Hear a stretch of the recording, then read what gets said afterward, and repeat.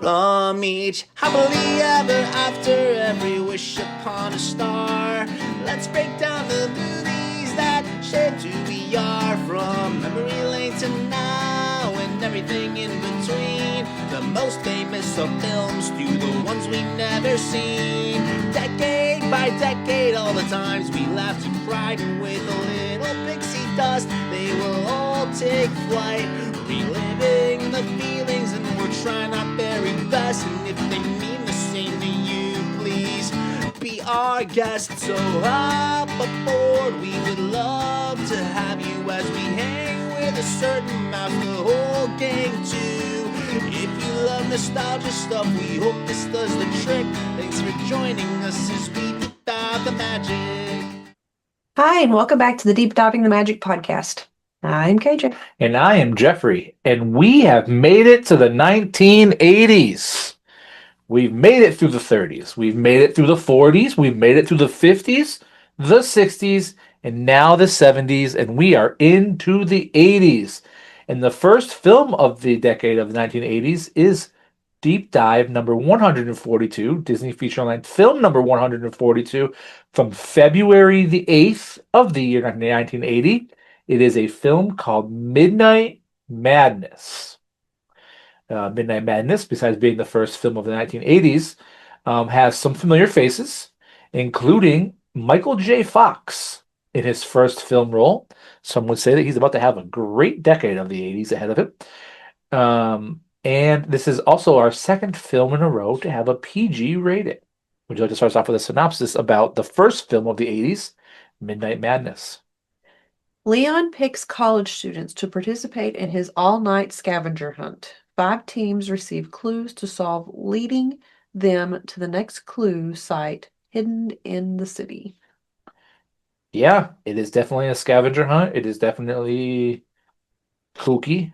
Anything you would like to say about it, or facts, or anything I about can Midnight just go Madness? at the end. I had never heard of it. Didn't really know what to expect going into it.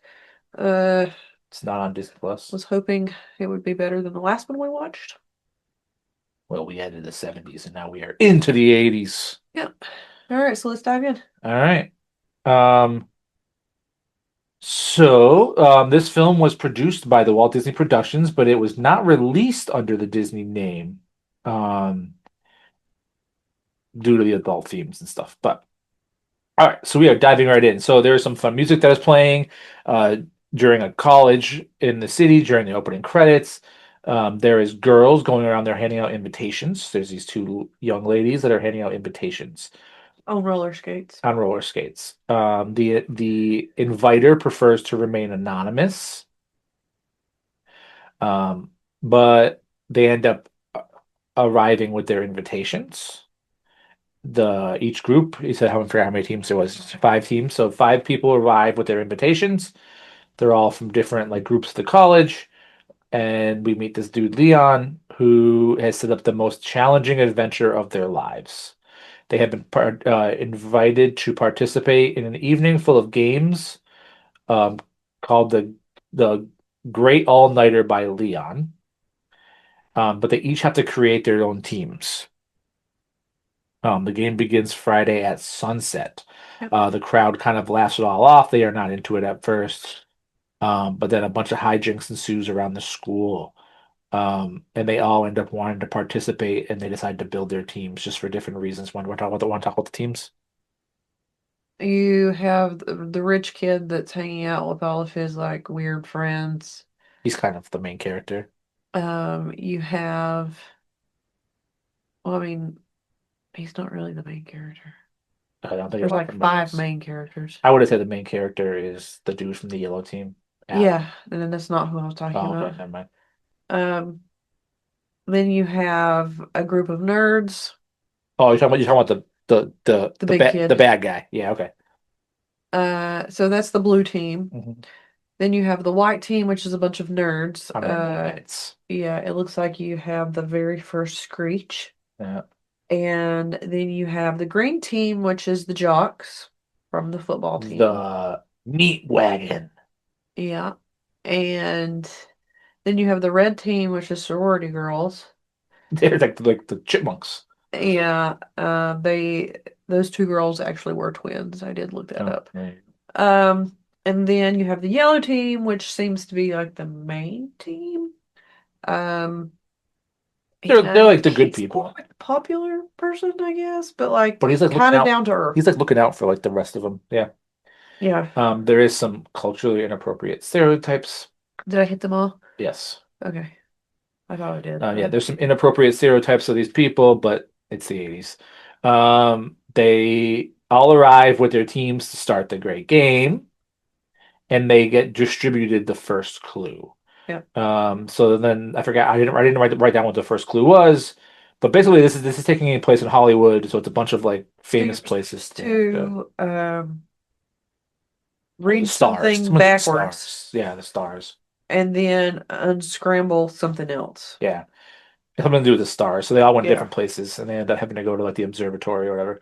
Um, But the only person that initially got it correct the first go around was the blue team because they had a computer. he's rich and his dad had bought him a computer that was in his van, so he was able to type in the clue and the computer solved it for him. He also So I guess automatic artificial AI back in the 80s. he also keeps wanting to sneak food, but his girlfriend doesn't want him to eat because he wants him on a diet.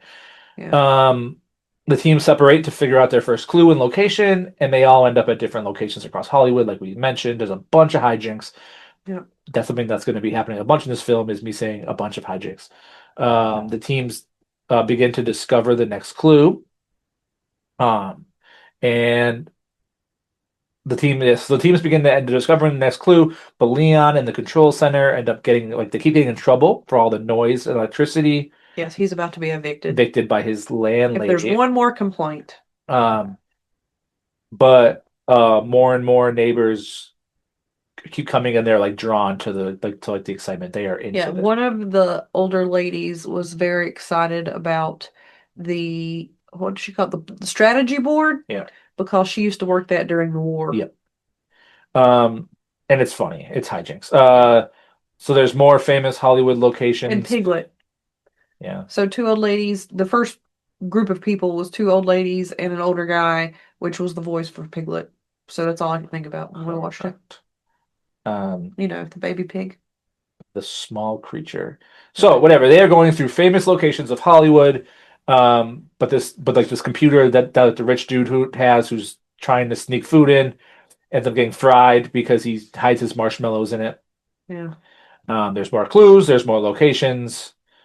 They end up at the Pabst Blue Ribbon factory, and the jock dude who looks like he's 100 years old, but he's really only in his 20s. They went to a piano place after the observatory. Yeah, and then they got another clue, and then they ended up at the Pabst Blue Ribbon factory, and the jocks dude who is the first to solve it.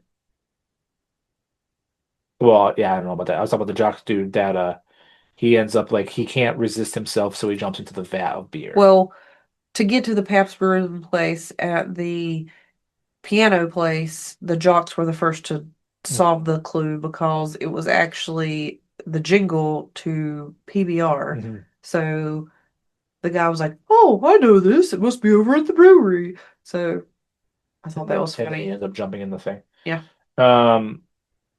So, while they're at the Pabst Blue Ribbon, whatever. On the way, the nice team, the yellow team, Yep. End up picking up Adam's little brother, who was played by Michael J. Fox, who I will be referring to as Michael J. Fox throughout this because I did not write down his name. And he's a young 15-year-old kid who is just trying to cause commotion for his brother to show him attention. Yeah. So Michael J. Fox causes this huge commotion for trying to drink underage, and the yellow team gets locked in the back room for drinking underage, but then they conveniently find the next clue, which is to go to Johnny's Fat Boy Burgers, which is next. Anything about Johnny's Fat Boy Burgers? Nope. And about how inappropriate we're about to get? Nope. More hijinks. The red team's car ends up getting towed. The blue team ends up sabotaging the yellow team's car, slitting the tires and stuff. But we all make it to Johnny Fat Boy's Burgers, where the clue is... They actually didn't slit the tires. They just let the air out of the tires. He had his knife, though. Yeah, and he pressed the thing to let it come out of the air thing. He didn't actually slit the tires. Okay. So the clue is to look between the two melons. So they are all ordering a bunch of food, a bunch of melons, and They ordered watermelon, yeah, honeydew, cantaloupe. and they're making a mess with it. But then we realize that it's a very sexually inappropriate clue for the waitress, and you can get the rest. So they all end up causing a scene to get the waitress's attention to look at her necklace. More hijinks on their way to the next clue. They end up at the miniature golf course. The next clue, and you'll never guess what the miniature golf course was filled with. More hijinks. Once they get to the end of the miniature golf clue, they get the next clue. They have to go to the LAX airport, and they have to listen to the radio. And time out. Go ahead. The blue team got there first. They're playing golf. They go to the 18th hole, but they already got the clue that said do not go directly straight to the 18th hole. Correct. So then they got a message that said, nice try for cheating. You have to start all over. So then they got And they have stuck your ball. behind. Oh, yeah. So yeah, they had to go get another ball, pay to play again, and then they got stuck behind. It looked like a group of like 8 children that are just like all ensued in what they're doing and taking their time, and the blue leader is very upset. Okay. But they end up at the Clute golf course where they have to follow the initials, which brings them to the LAX airport, Yep. and they have to listen to the radio station at the airport. There's some culturally inappropriate people trying to hand out flyers, but they end up taking the flyers, and it's people part of the game, and they have to go to Pinball City. But at first, they thought it was not Pinball City. They thought it was some kind of oak something look over, but it was whatever.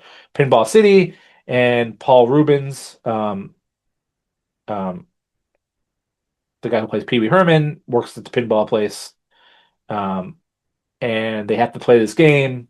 Yeah. And they can't play the game. They can't win. It's some Star Wars looking game. They keep losing. Space Invaders. Yeah, but it had Star Wars font. Yeah. And then Michael J. Fox's character was like, I play this game every Saturday. And then he comes to the rescue, even though his brother doesn't care. He's too focused on the game. And we learned that the final clue is the finish line at some famous hotel. Yeah. But the rest of the teams end up having this giant nonsense chaos hijinks at there's like a food fight or like a toy fight. It's just like a mess going on at this pinball thing. Paul Rubens is like losing his mind, whatever. Yeah. Michael J. Fox ends up running away because his brother won't pay him any notice. And the rest of Adam's team ends up leaving him to go try to find his brother, leaving Adam to go off by himself to try to win the race. Hijinks continues between the other teams, including the blue team, the bully team, abducting Michael J. Fox to tell them where the finish line is. Right? Yeah. Which he ends up doing because he's mad at his brother. The landlady calls the cops on Leon. We're back to Leon. But even the cop gets interested and doesn't care about the lady. Yeah. Doesn't care about the complaints. He ends up arresting the lady because the cop is even interested in this nonsense. Adam comes back for his team. He ends up getting a change of heart. But it's too late because the brother is already in the bad guy's van and reveals that he's bullied into it to tell him where the clue is or the finish line. But instead of taking them with him, they end up ditching him, and Adam and him embrace and the touching scene. But now the bad guys are in the lead. Yep. The other teams all wrap up their hijinks in the arcade. The red team's car is sent off the road. The blue team, full of bullies, end up fighting. There's like this one dude who's just like egging on the main bully the whole time. He's just like constantly like getting them in trouble and like making them do stupid stuff. They're just a bunch of bullies, even to themselves. They slow themselves down, so the race is on. Basically, they like made him go back to get like the doll from like the Fat Boy thing. Yep. But whatever. So the race is back on. Like I said, the landlady ends up getting arrested. to a round of applause from all the people that live in the apartment, all those watchers. Um, the red team doesn't have their car, so they end up joining the white team on their mopeds. It's the whole thing. They think they're the Hells Angels.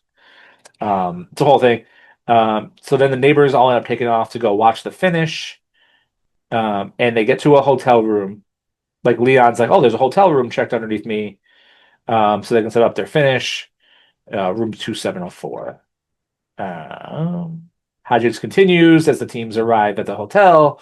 The hotel staff is like losing control. They are just like, it's just nonsense going on. The white team gets thrown out, so they end up having to dress up in like hotel staff, causing a bunch of hijinks, slapstick nonsense.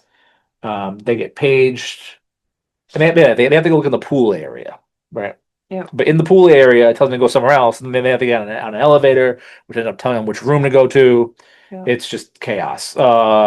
But in the meantime, the landlady calls security, and she's trying to get this whole thing stopped. So then they take off. The teams are all fighting. They're falling into the pool, but whatever. So then the good team gets on the elevator. The bad team cuts off the electricity on the elevator. Um, they end up fixing the emergency thing to make the elevator go. Yep. But first off, this team has to go up 200 like 27 flights of stairs or whatever, like the bad team, and the one guy who's like comically having to go on a diet is like struggling going up all these stairs. So Yeah. whatever. And the So other one's letting him know about it. so yeah, so the good team is stuck in the elevator, and you want to tell our lovely listeners and watchers what they use to fix the elevator? So one of the guys was like, "Oh, if I only had some wire." So they're all like, "Oh yeah, that would. Where are we gonna get wire?" And then Michael J. Fox's character pulls out his retainer and he goes, "Here you go." Just takes his retainer right out of his mouth. And the whole time I thought he had braces, but I guess it made sense because I was Mhm. like, he doesn't have braces on his bottom teeth, Nope. just his top teeth. So he takes his retainer, takes his retainer out of his mouth and comes to the rescue. They're able to like stick it in the key thing to make the elevator start back up. Oh, where are we? And they end up, Master switch. yep. So then the blue team and the yellow team end up getting up onto the floor. There's a tense standoff that ends up with the security guards getting sprayed with the fire hose. Want to talk about that? Anything on that one? Mm. Just basically like It this. happened. Yep, the security guards get blasted with the fire hose. And like in all happily ever after movies, the yellow team makes it into the room and they win. And what do they win? The next scene cuts, and all the teams and everyone are just celebrating at a big party. And Okay. there's some more party hijinks. Adam finally kisses his love interest from the team, and Hang that's on. the At end. that point, the blue team is getting arrested I don't remember. because they were arresting them For spraying them with the hoses? because of that one lady calling and saying that Oh, the yeah. people that are disrupting your hotel are up here in this room. And they got there right when they happened. And then the one that was egging on the main blue team leader, the guy was like, "Oh, I'm gonna call your parents." And that guy was like, "Oh, well, his parents' number is da da da da," and he's like laughing the whole time. Yeah, he's bullying Yeah. the bully. So the yellow team Funny. wins. The dude kisses the girl, and that's the end of this incredibly, surprisingly pleasant film that I was not expecting to Yeah. like as much as I did. Yeah, it definitely had a lot of laughs. I would totally have them remake this now. Less inappropriate. But Well, that's inappropriate. 'cause it was like Disney meets Animal House. Yeah, I mean, it was good. It was surprisingly fun. Yeah. What do you got for facts or stuff So, of the first film of the 1980s? yep. So it was, like you said, the feature film debut of Michael J. Fox. He was actually cast in the movie because it was shot primarily at nighttime, and they needed an actor that was over the 18 but can pass for 15. He looked like he was 15. So the studio heads actually didn't buy it, and in the like originally when they had cast him, so they did some makeup tests and then they put him with photo shoots beside the tallest members of the cast, and they were at that point convinced that's how he ended up landing the job. He's about to have a great 1980s. Yeah. And then Alan Solomon was picked out of a crowd and given the role of Game Master Leon, based solely upon his unusual looks. He's the kid from. Are you going to say this? I don't know, so maybe you should let me say it. All right. And in real life, he went on to supervise and produce a variety of game shows. He's the kid from. I think it was him. One of the characters in this is the kid from the. Oh, what the heck is the name of that movie with No the idea. with the train, the Polar Express? Oh, And actually, I think he was on it. and now that I say that, the kid in the Polar Express looks just like him. Like they based like it's crazy how much he looks like the cartoon looks like that dude. Yeah, I don't remember because I wasn't really a fan of Yeah. that. All right, so um, also the Starfire game is the game that you said looks like it had Star At the Star Wars on. thing, I did. So it's the Starfire game. In the video arcade that provides a clue to the final destination was an actual arcade game of the period. So the gameplay was real. However, they had to do a special open cabinet for a standing player to be created for this movie to make this work because in real life you had to sit inside like in a cockpit.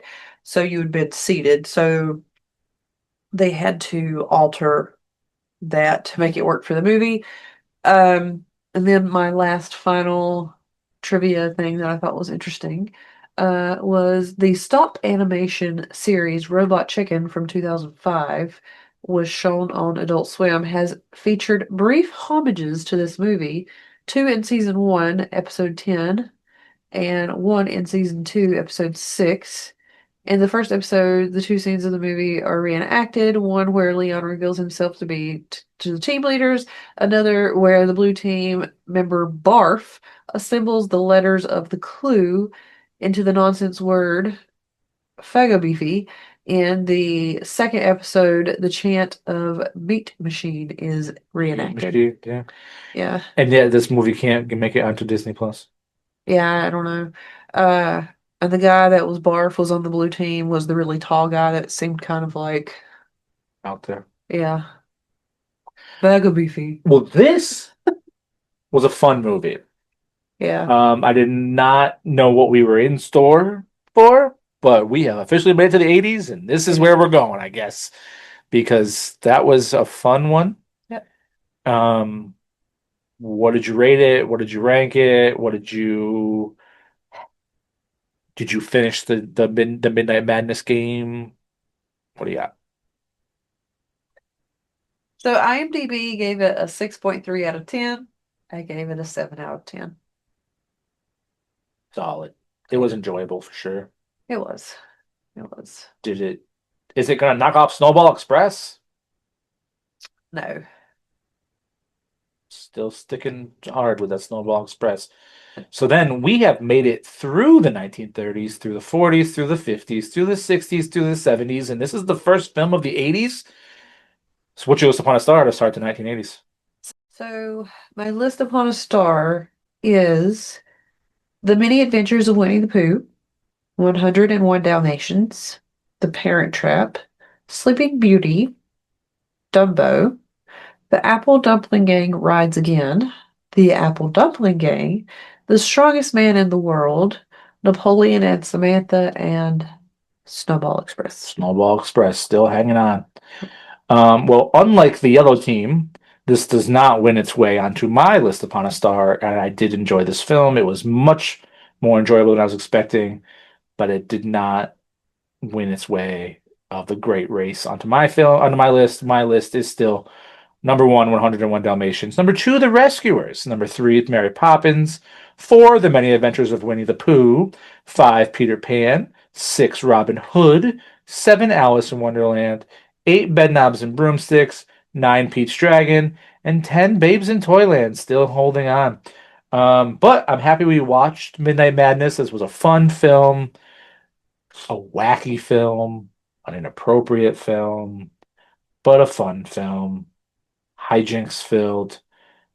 Maybe this is what we're in store for the 80s. Yep. That's definitely going to be interesting if that's what we're in store for the 80s. But before we get there, hope everybody had a great New Year's, and I hope everybody's excited about starting the 1980s with us. Yep. Again, thank you for watching and hanging out with us for the 30s, the 40s, the 50s, the 60s, the 70s, and now we have made it to the 80s. But you can follow along. We are on Instagram, Deep Dive in the Magic. We are on Spotify and YouTube, where you can watch our cat make a fool of himself and us try to handle technical difficulties. And that is Deep Diving the Magic. And then, if you would like to write to us to tell us about this film and about how you saw it in the theaters or how you loved it or whatever, that's Deep Diving the Magic pod at gmail.com. We would love to hear from you. Thank you for your comments, your likes, your follows, your shares, all that fun stuff. But we're going to continue on our journey through the 1980s with Deep Dive Disney Featureland film number 143. We are floating over to April of the year 1980, and I think we are dabbling back in the world of Disney horror films Oh boy. with The Watcher in the Woods. Let's see if it's anything like, what the heck were the last Disney horror films that we watched? Oh, Escape to Ridge Mountain or whatever it was Which called. one? But this is called The Watcher in the Woods. And judging by the picture and the cover, we're in for something. But hey, we are in the 80s now and things are different. But either way, if you can find a way to watch Midnight Madness, watch it. It was fun. But we'll see you next time for number 143, The Watcher in the Woods.